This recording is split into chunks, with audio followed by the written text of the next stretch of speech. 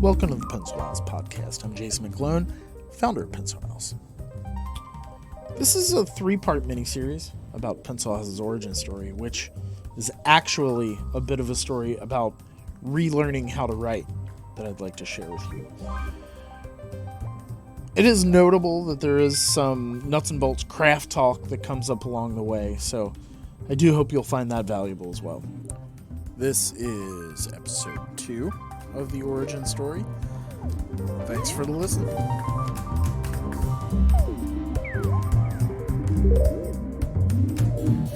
In the last episode, I talked about how I basically got put on the road to having to relearn how to write, essentially. And I talked about how the first thing I did was start writing feedback. And that was in response to essentially the fact that I had done so much feedback writing in graduate school and in undergraduate, just doing creative writing classes, workshops, getting informal workshops together with friends and leading those and things like that, that it just seemed like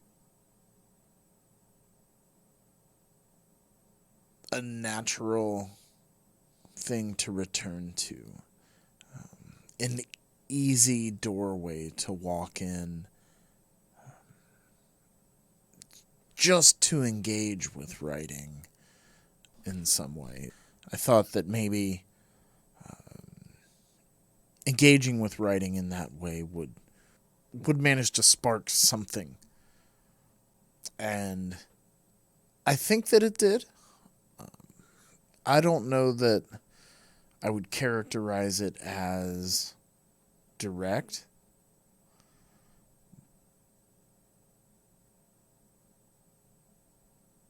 But I would definitely characterize the practice that I was undertaking as helpful. So, all told, I don't think that I've got much in the way of a super specific narrative for this episode. But I did want to talk through my approach to feedback in general for a couple of reasons. First of all, approaching writing feedback in the way that I've approached doing it is something that I credit to helping my brain relearn to do the things that it needs to do to generate writing. One of the results of having been hit by a car, which I talked about in a lot more detail in the last episode, is that my relationship with my creative voice essentially has kind of a block to it, or maybe an obstacle that I have to overcome in order to basically trick my brain into coming up with the ideas necessary to write. Whatever those might be. Reading people's work and writing feedback on it really forced me to think about different kinds of writing in different ways, and to think very specifically about identifying what a given piece seems to want to do or achieve.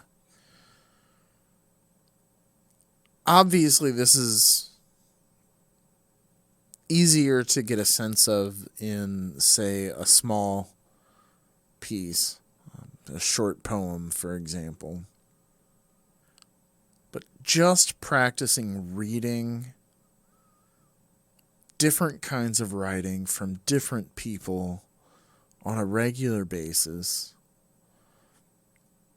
with a critical eye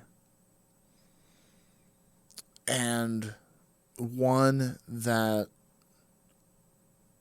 I've always hoped people found encouraging.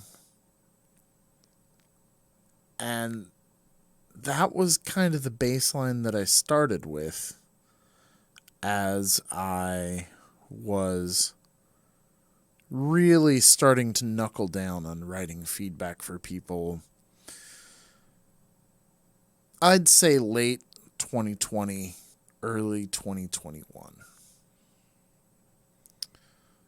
And it was that period that kind of set the tone and sowed the seeds that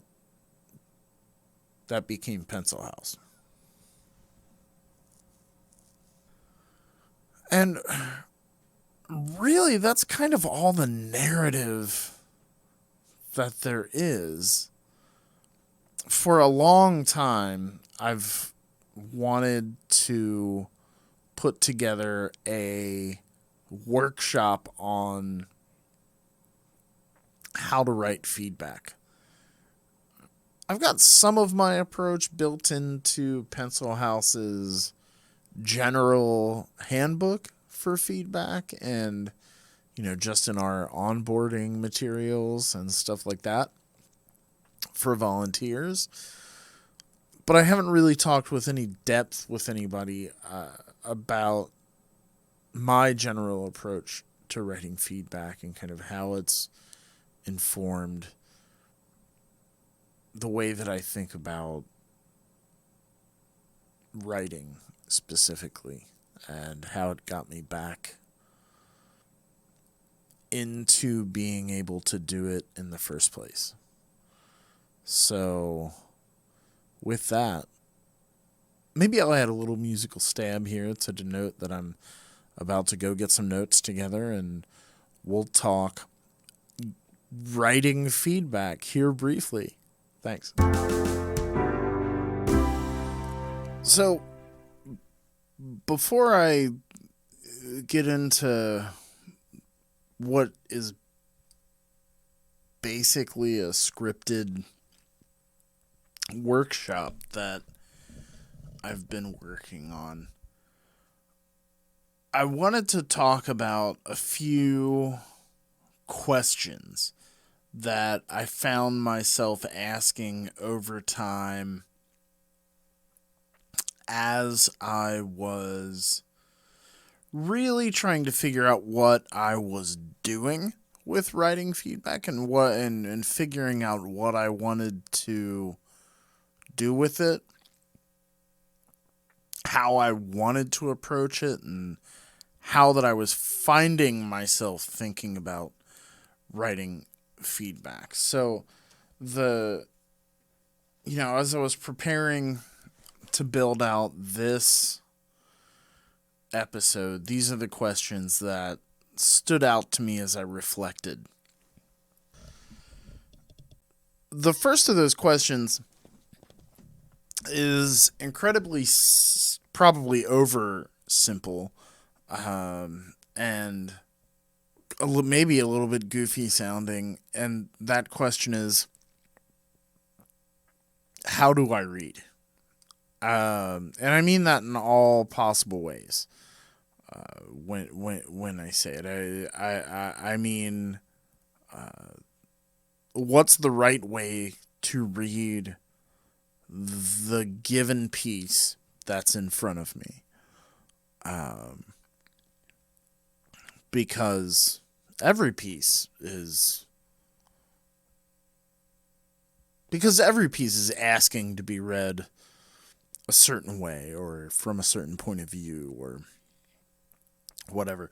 But I also mean it in the sense of how do I read. So, there's the whole idea of figuring out what comes naturally to me and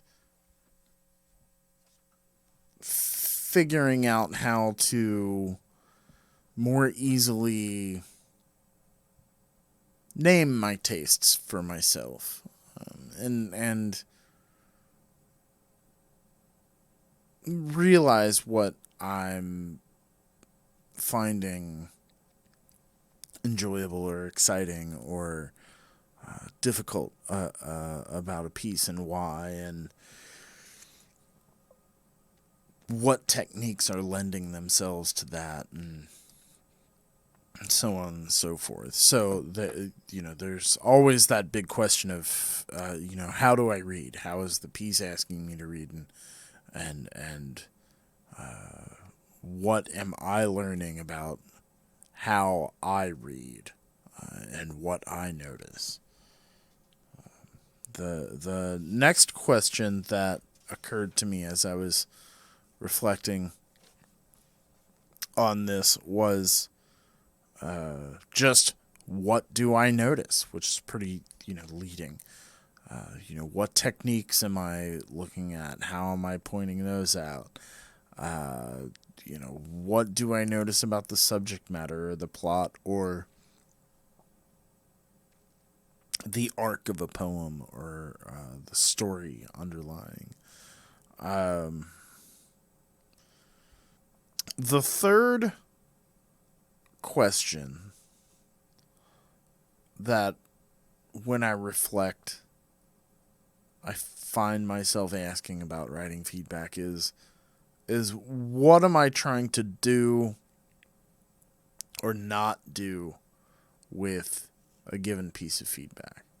And there are kind of sub questions there that I think about frequently, and those are,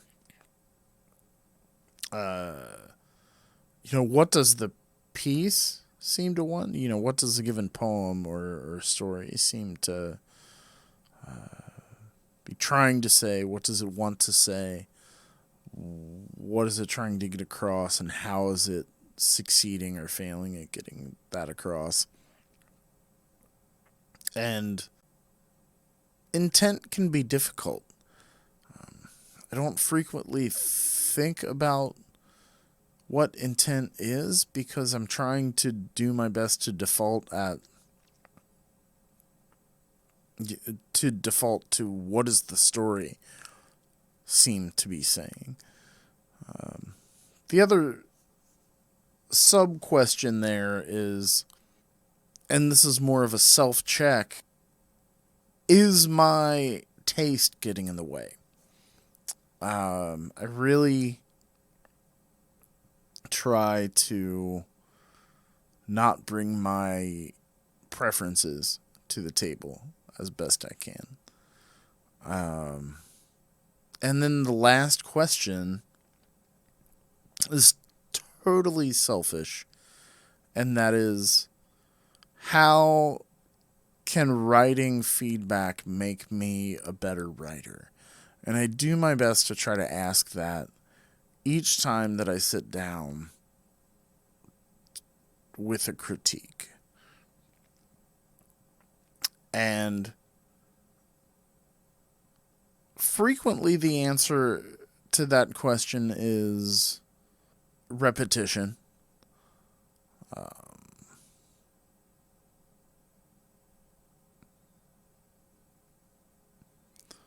But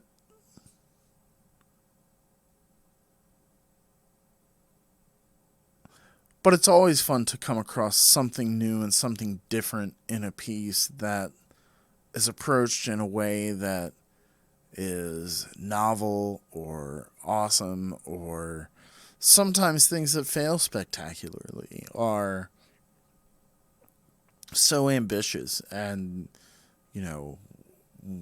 well attempted, but, maybe just one thing doesn't work out right, or something like that. Oh, I can't even think of any specific examples right now, but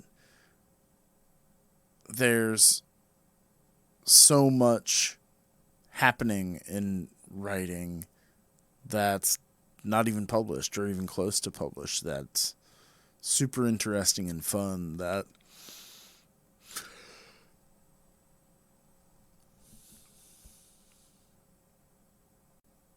I think people are really missing out on. And I don't know, maybe this sounds like a plea for additional volunteers, which, if you're interested, you can hop in at pencilhouse.org/volunteers. But yeah, so those are the kind of high level questions that I think about when I'm working on feedback. And I'm going to take a break here, and I'm going to come back with some specifics about how to write feedback for people. I guess part of what has kept me from actually doing this as a workshop or whatever over the last year is that I don't want to teach necessarily, and I don't enjoy taking the I don't enjoy putting on the teacher's hat, so to speak, I guess I would say. And that makes it feel weird, I guess, to relate whatever expertise I think I have.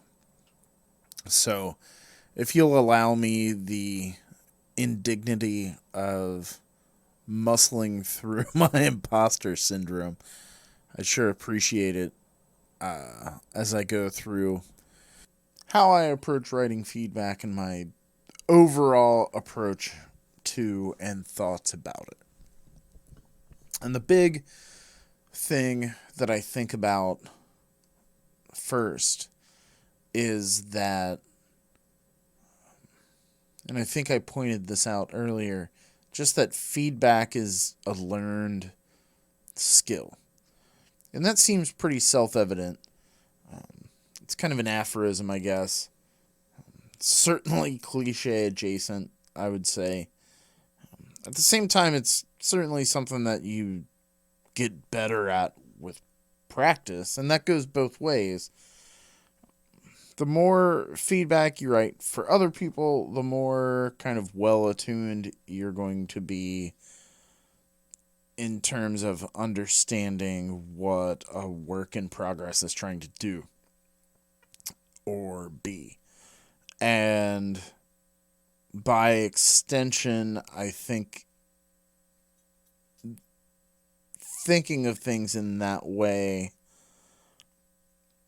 has helped me to communicate with writers a little bit more on the level with what they're trying to do on the page. I think it's true to say that in terms of writing feedback, you do get out of it what you put into it, and you're also gifting that to the recipient of the feedback, right? Sort of building on that idea, there's no substitute for repetition. There's no substitute, just alongside the idea of hard work. There's no substitute for repetition. And again, it's something that's totally self-evident. It's probably true for pretty much everything having to do with any kind of artistic endeavor, right? The more purposeful practice you do, or the more purposeful work you do, the more development you're going to see in yourself. working both sides of the feedback process for me has helped me to think a little bit more clearly about what I want to do in my own work, and has helped me to more clearly define what I'm interested in pursuing as it comes to writing. You know, what aspects of writing do I most enjoy? And therefore, what aspects do I want to chase the most? Giving and receiving feedback has kind of been at the center of me being able to figure that out for myself. And, you know, repetition is a big part of that. Building on that still, you know, just reflecting on feedback I've given, feedback I've gotten, just my experiences giving and receiving feedback. It's been a theme in my life over the last, you know, few years, just kind of how important it is to reflect on things, and you know, to plumb the depths of what you've done to allow your feelings to kind of develop about those. And that works with writing too, and it works with giving feedback too. You know, you can rethink some feedback that you've gotten, probably, that you might think about a little bit more differently now, 5, 10, 15 years down the line. But yeah, you know, context frequently drives the experience. So going back to old things is, you know, sometimes a good idea. When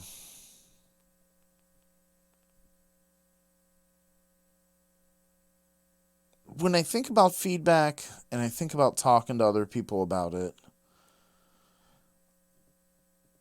it strikes me, I guess, that there's a lot of attention on procedure. It frequently doesn't focus on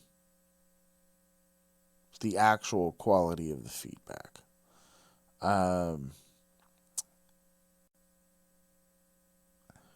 In academia, for me, critique frequently came down to, at least from, you know, the instructor's perspective, it frequently came down to just being like an exercise in completing an assignment. And, you know, figuring out how to do a task. And if there was any kind of specific instruction on writing feedback, it was relatively quick and somewhat in passing.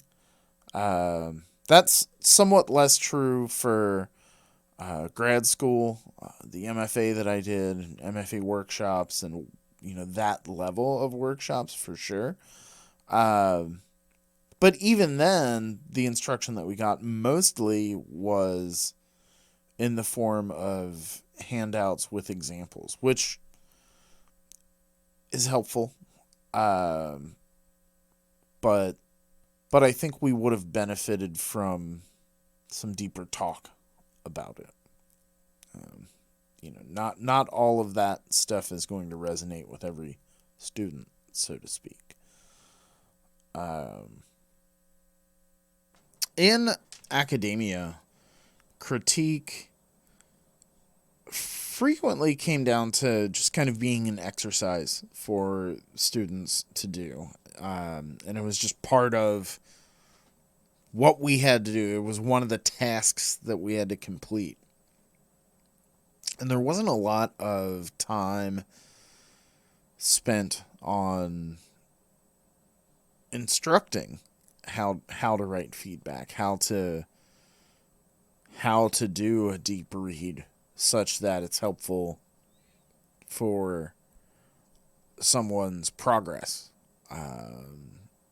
in terms of craft development and things like that. really, if there was any kind of instruction on writing feedback, it was really pretty quick, covered totally in passing. That's a little bit less true for grad school, where we got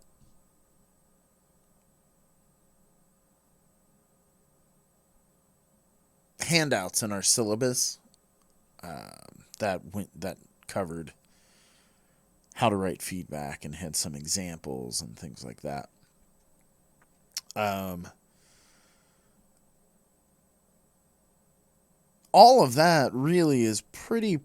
Uh, all of that though is pretty prescriptive in terms of how to meet the bare minimum, and it doesn't really cover super basic stuff like not all feedback is going to resonate with every single writer.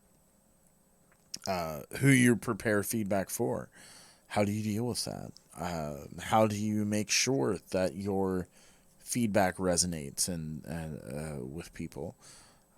Resonance is a big thing for me, and it's important that I try to connect with, the content and the technique that someone, that's present in the work that someone's sent me.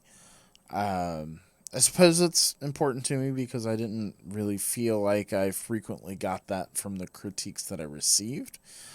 Um, that there may be a variety of reasons for that. Um, for me, that can cast feedback and critique as a kind of inauthentic transaction at times. Just kind of my experience with it. Um,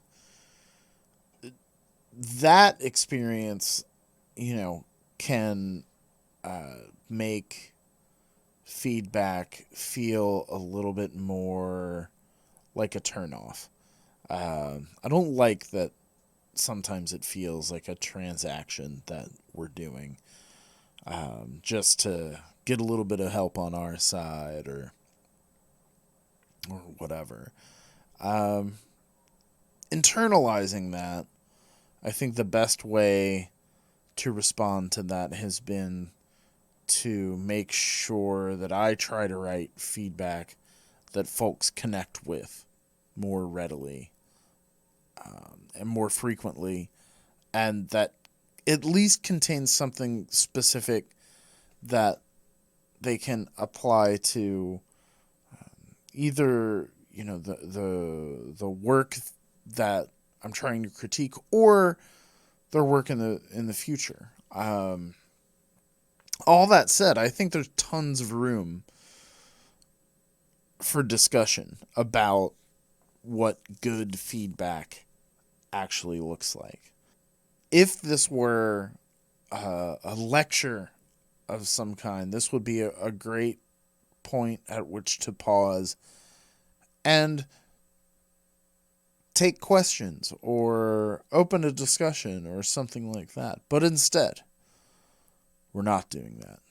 So I'm just going to march forward and ask the question myself.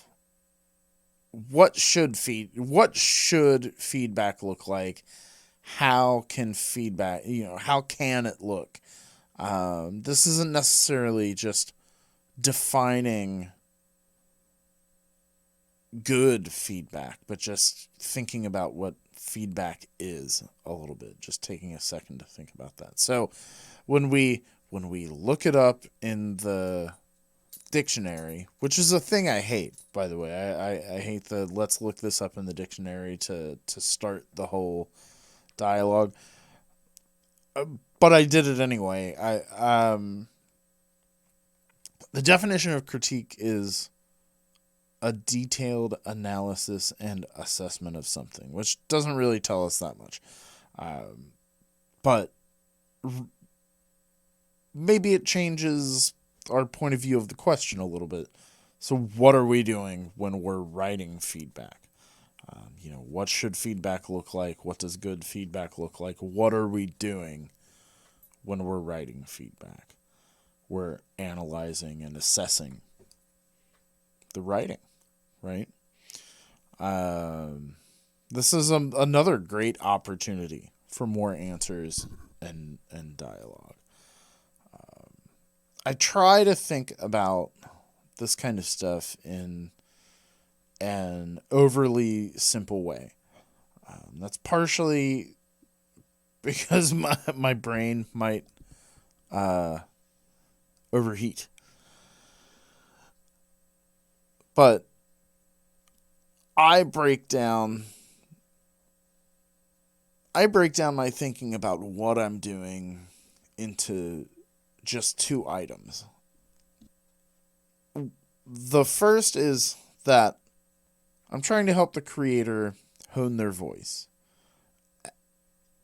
And I mean that in terms of both the direct voice in the story and just their creative voice in general. It's kind of a corny way to look at it, but I think of writing feedback as not unlike doing cartography and the exploring necessary to map out a story or a poem or an essay. So, and this is the second item, we're also improving our skills at assisting folks in creating those maps. So we're developing our cartography skills as we are creating maps for the folks for whom we're writing critiques. The reasoning and discussion I've been able to engage in with folks about their work in the form of feedback, I feel has helped me gain an improved understanding of my own writing, my approach to writing. It's helped me better understand my own tastes and the reasons why I resonate with the things that I resonate with. So, many recommendations to just explore your own path when it comes to this. There are loads of ways to approach feedback. There's the sandwich method, the general workshop group setup. Those groups frequently have a lot of rules and guidelines covering how folks should approach feedback. The how-to here is pretty wide open. It's ultimately about effort and care. Putting forth effort, taking care. Because ultimately, it is personal. And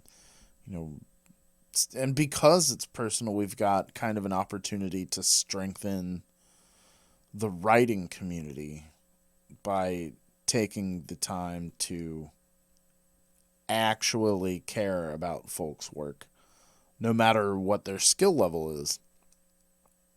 So, when I write feedback and when I am talking with volunteer critics who are writing feedback for Pencilhouse, or when I'm talking with editors or anything like that, anybody in the literary community who's working with other writers in any capacity, I really, really try to encourage folks to take the time for personal interaction when it comes to, writing and talking about craft and things like that. Communities in general depend upon connection. Connection is the food of communities.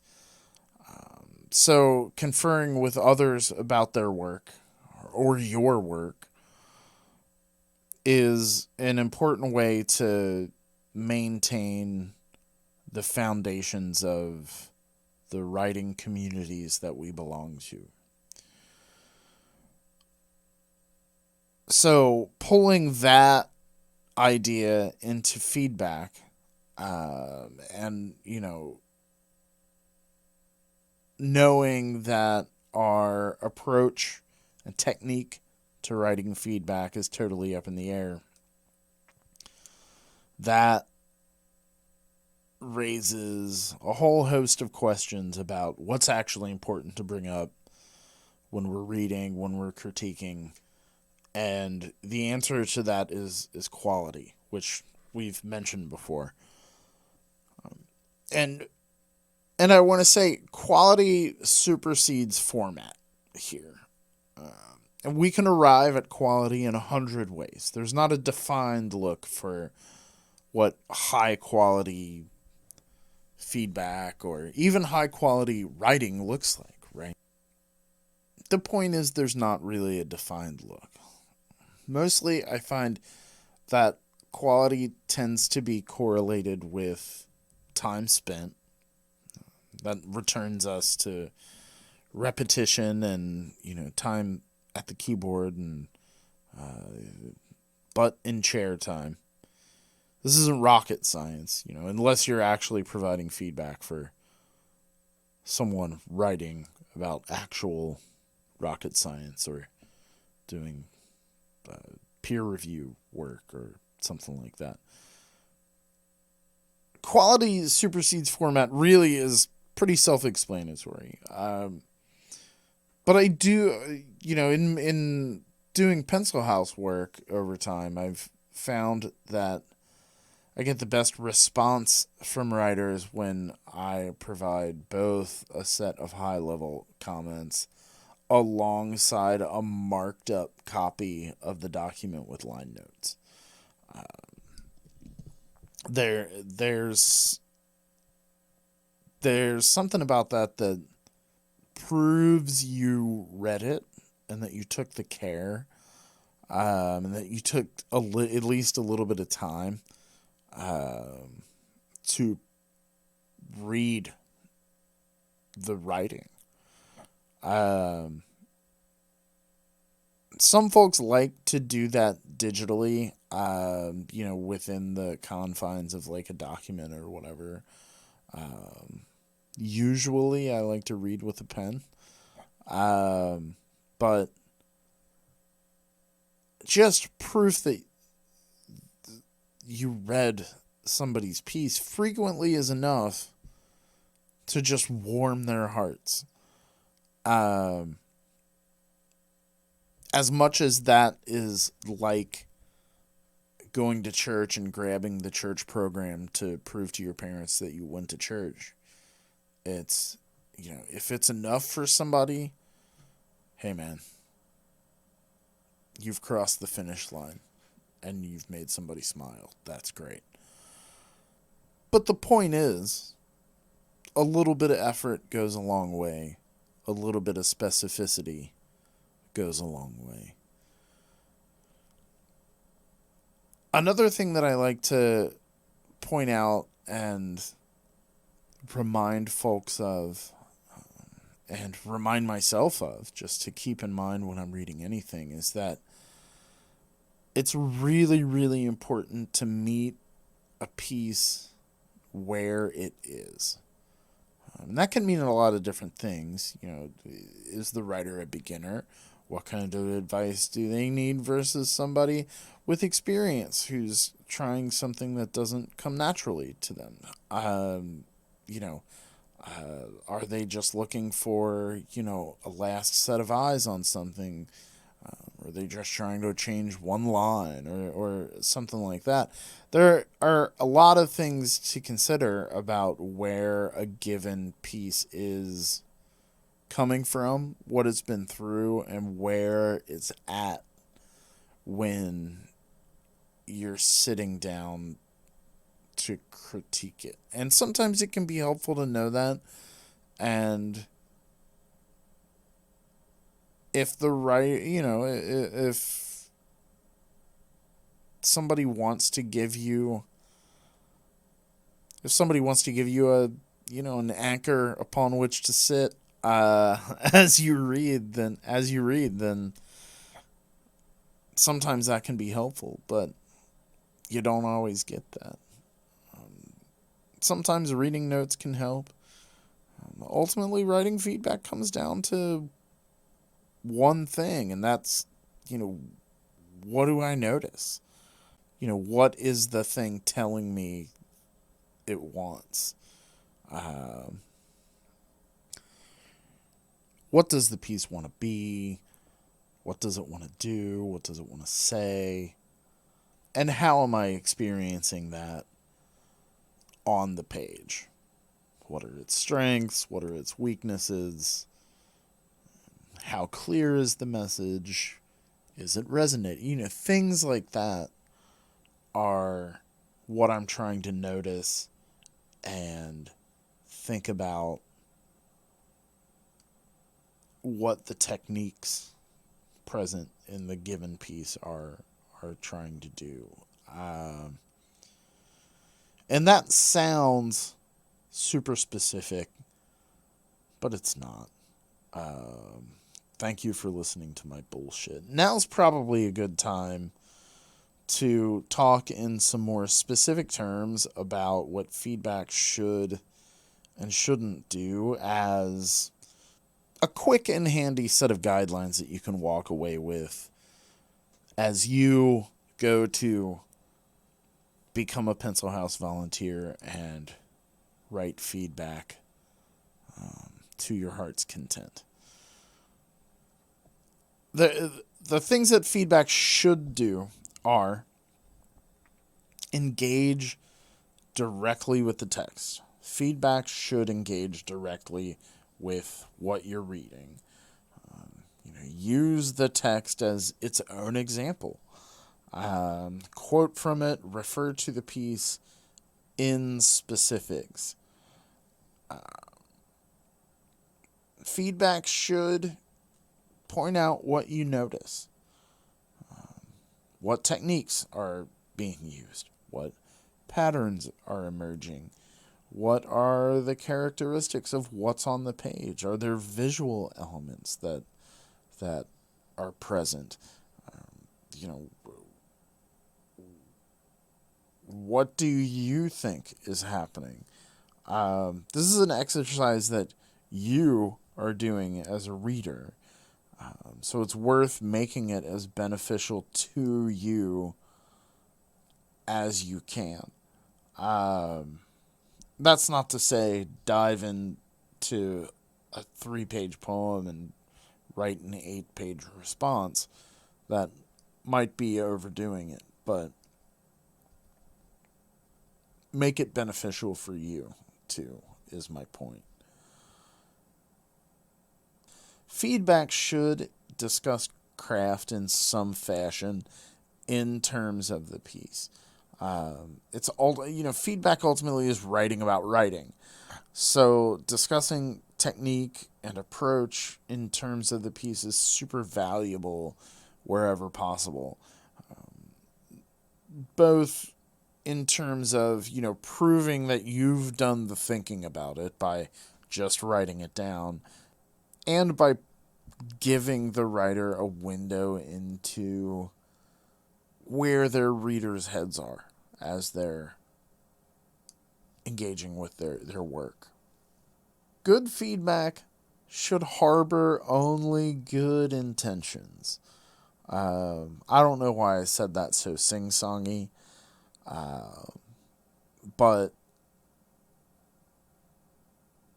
vibes are important, I guess. It's pretty self-explanatory. We should want to help each other, and the best way to do that is to harbor genuinely good intentions for each other when we're when we're writing feedback. Along the same line, good feedback should make the writer want to keep writing. We've all got bad feedback stories or fears, I guess. So when I'm giving advice about writing feedback, I always tell people to be encouraging. You know, we all know that writing is hard work. It's not easy to do. It's harder for some of us than it is for others.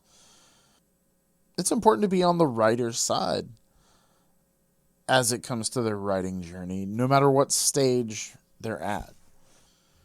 That's not to say you shouldn't be honest, but it is important to deliver that honesty in a way that doesn't drive someone away from the act of writing.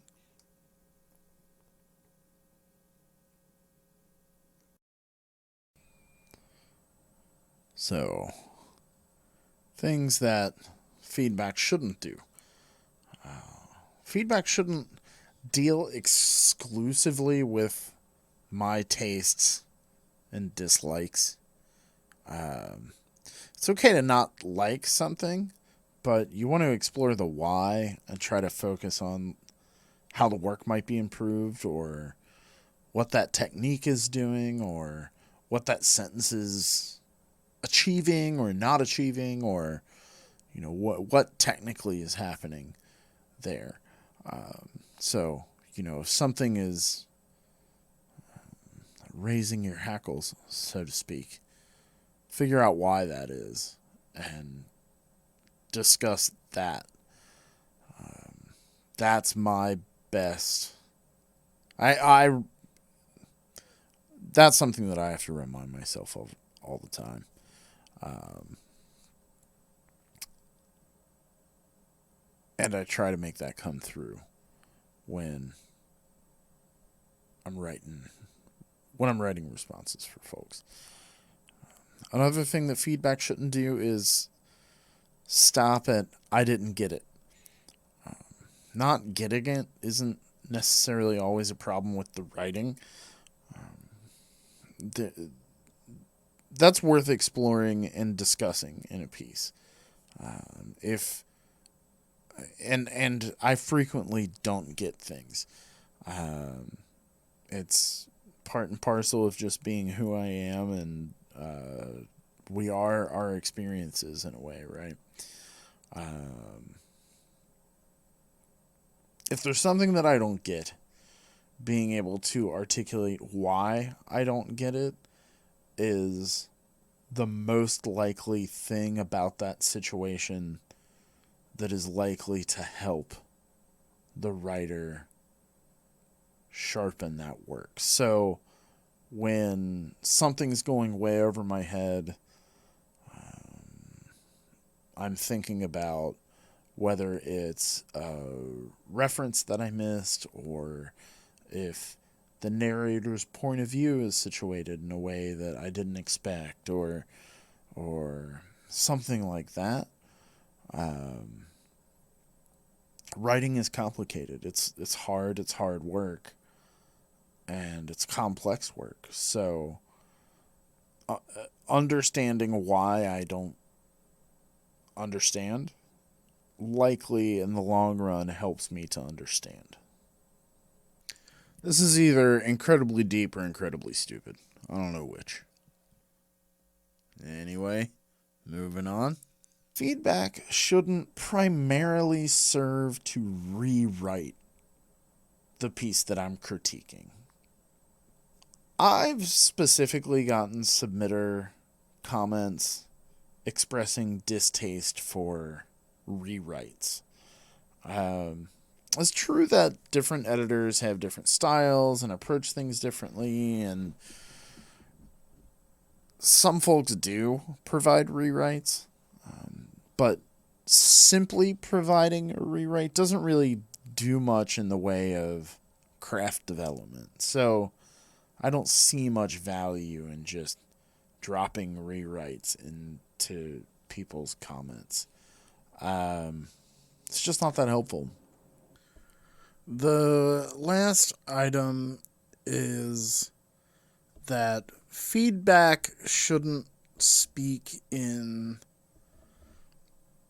broad generalities about craft without tying back to something specific in the text. And it does go back to using the text as its own example, in a way. I'm here to describe my reading, ultimately. And the text is what I'm reading. So I feel a responsibility to be as specific as I can about what was in the text and kind of what I was feeling or where my head was when I read something. This goes back to using the text as its own example. I really try hard to connect the ideas on the page with how it must have felt when, the writer was writing those words, and how can that work be revised to more accurately represent that feeling that they're trying to get across. The feedback is meant for us to help each other learn to engage with our creativity more skillfully.